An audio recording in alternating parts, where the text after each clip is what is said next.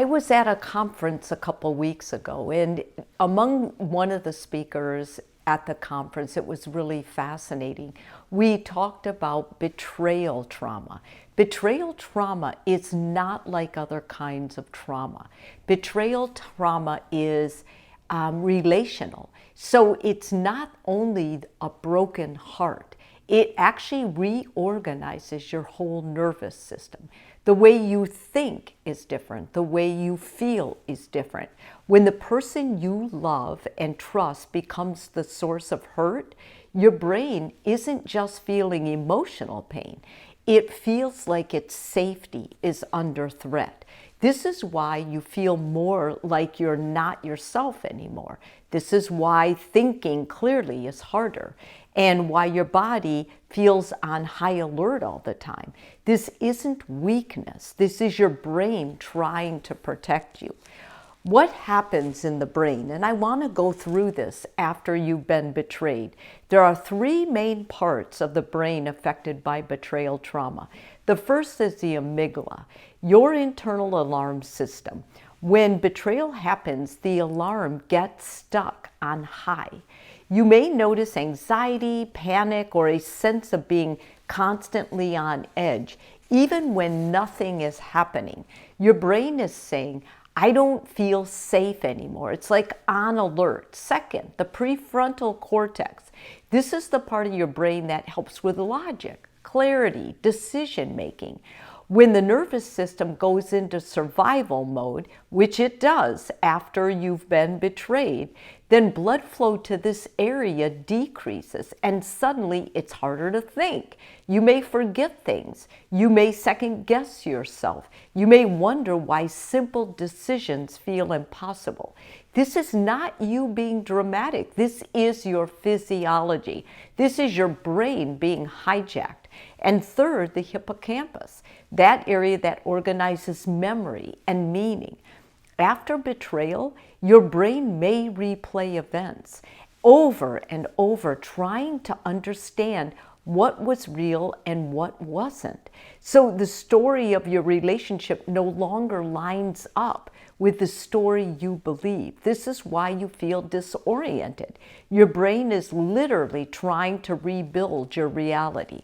And I see this in sessions all the time when people are going through post-betrayal. They'll tell me this.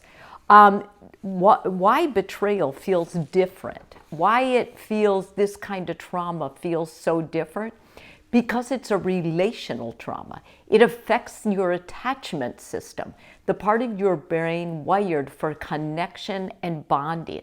This is very important. If you were a stable attacher in the past, you won't be after some kind of betrayal trauma. And the reason is because it hijacks this. It makes it so you can't trust yourself. So you feel two opposite impulses at once.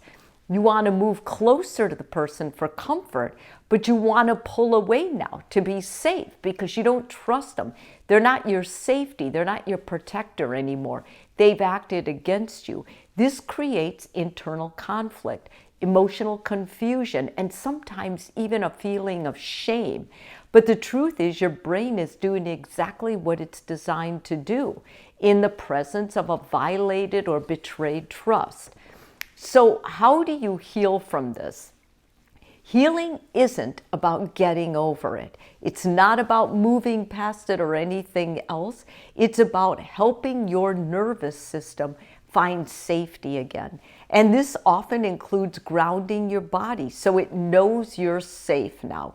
Relearning how to trust your emotional and physical signals. Rebuilding your sense of identity and self-worth. And if the relationship continues, repairing that trust slowly. Consistent actions, not words, to restore safety. Your brain can heal. Your clarity can return. And your sense of self can come back. But before you work on the relationship, you need to work on yourself. You need to give yourself plenty of time to start trusting again, to start believing in you, to start understanding that their action was not your worth. In other words, you need to separate that. You need to quit playing the tapes that you weren't good enough, or you weren't bright enough, or you weren't good looking enough, and rather you need to say, this was my betrayer's flaw.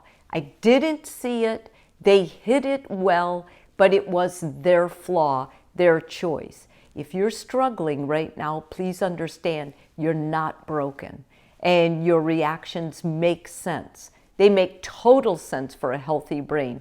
Your nervous system is trying to protect you.